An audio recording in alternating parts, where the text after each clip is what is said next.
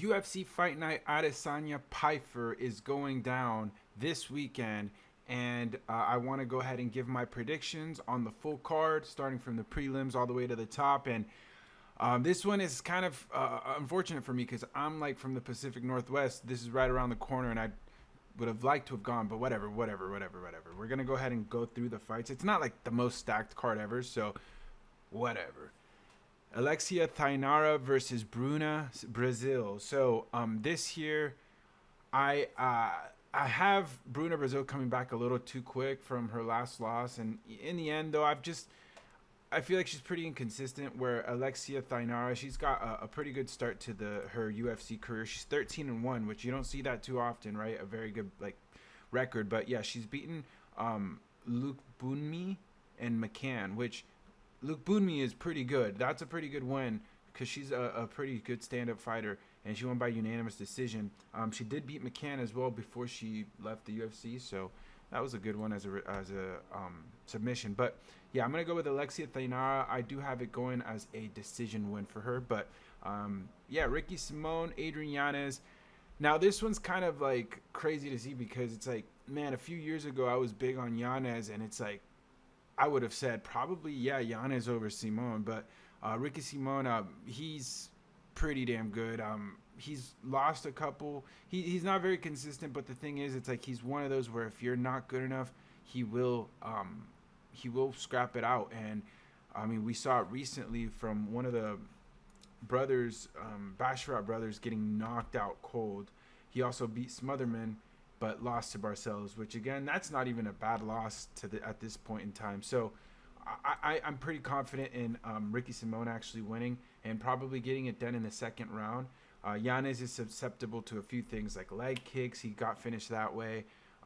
He also just doesn't move his head off the center too often. He has slick boxing, but Ricky Simone can mix it up with the wrestling, and I think he'll find a shot in the second round. Navajo Stirling, Bruno, Lopes. So Navajo Stirling, he's a prospect. He's coming off.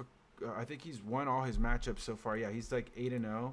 Yeah, 8-0, and he beat Urslan, Tokos, and Bellato, which Bellato isn't bad considering he just bounced back. Bruno Lopes has been pretty inconsistent. There's nothing crazy to say about this matchup. I do think Stirling wins this. I think he actually finds the KO. I just think he's solid all around and is better than Lopes. And in the second round, I think he'll find the shot. Now, Bruno Lopes, I will say, before he lost his recent matchup against Jacoby, he had won.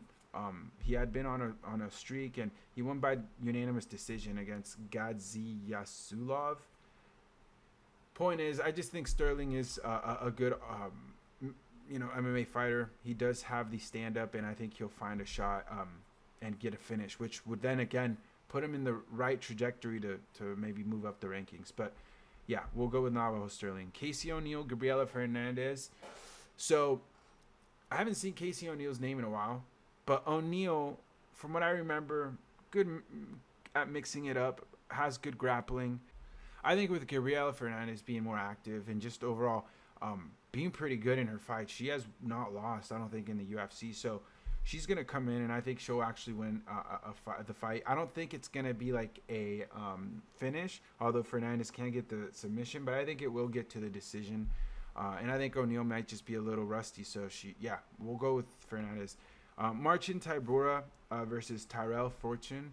So I'm always picking against Tybura and thinking that Tybura is just some fat heavyweight that can't really do anything, and he just kind of like sits on people and then finds a way to get a decision sometimes. And that sometimes is how it goes down, but he can sometimes find a shot. I think he's definitely a gatekeeper to if you're at least capable of damaging the other opponent, you might have a shot against Tybura, but he'll test you. I think Tyrell Fortune, he has a decent record, but I couldn't help but notice that half his fights are against fighters that just have horrible records. He bounced around from promotion. I don't think he's consistently stayed at one promotion. I'm not going to dig into it too deep, but yeah, I just don't trust Tyrell Fortune's overall skill set against Tybura, who is more proven, has a better track record. I'm going to go with Tybura getting it done, and I'm going to go with a decision for him. Chase Hooper, Lance Gibson Jr. So with Chase Hooper, he is, I think, the favorite. Now, he is coming out of that loss versus Fernandes, which we should give Fernandes some props because he has been looking good. So it's not only on Chase Hooper.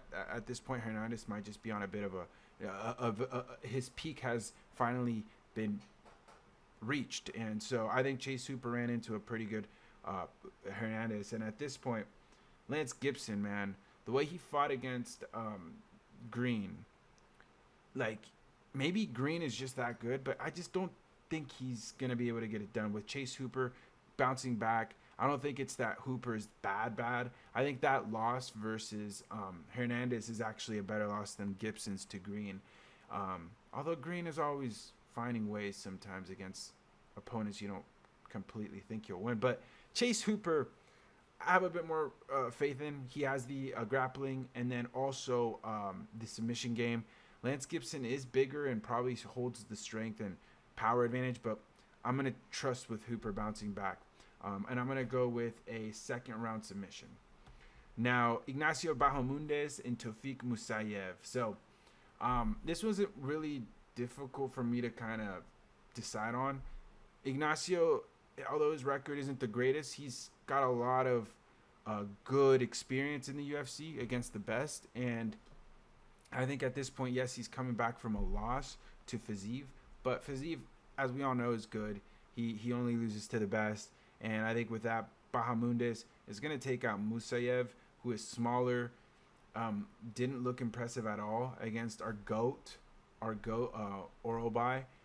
So, yeah, Orobai beat Musayev. He was supposed to be a prospect, or not a prospect, but someone that was supposed to make some noise, Musayev himself, but he didn't really do anything. He got destroyed with the grappling. I think Bahamondes' range and overall striking ability, he's going to find a shot. And I'm going to go with this. I'm going to go with a first-round KO, actually, for Ignacio. Now, Terrance McKinney, Kyle Nelson.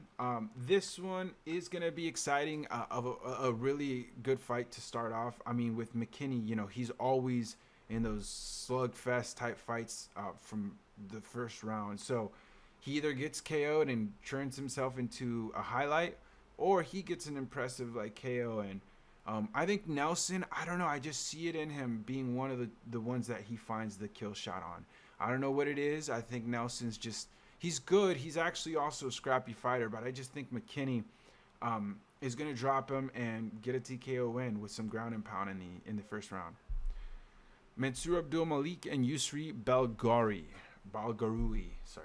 So this one, it's kind of even odds. Now, for me, the big thing is Yousri Belgaroui has shown, in my opinion, my humble opinion, to have what looks to be a suspicious weak chin. He's been hit a couple times. Nothing to, like, drop him, I don't think. But I've seen him do the chicken dance very slightly. And before kickboxing, he has had really nasty KO losses, you know, to Pereira being one of them. But I don't know. I think Mansur Abdul-Malik is going to be able to mix in the grappling, wrestling, and might just find that kill shot. I think Belgaroui, I have a weird feeling that he's going out cold in the first with a nasty shot, but that's just my opinion. Julian, Erosa, Lerryan, Douglas. So I really like Erosa. He usually is a good pick for me. I just don't know if he's capable of surviving the danger that Douglas presents. Douglas is dangerous. He's good. Although his record shows, and you know, that he may be he's had a few losses, and not the best losses too. But I think he was a champion in LFA and just dangerous all around on the feet. I think that Erosa, with the pressure that he brings in, he's gonna just get caught with a counter, and Douglas is gonna find that first round KO. So this one was so freaking confusing. But I know Chiesa, I think, had a different opponent originally, but now he's fighting Niko Price, who just got KO'd on the feet, like standing KO, no defense, just getting destroyed. I forget who it was, but we'll find out real quick. But it was like literally a month and a half ago. It was against Verit Nikov in February. So the 7th of February. It's been a little more than over a month.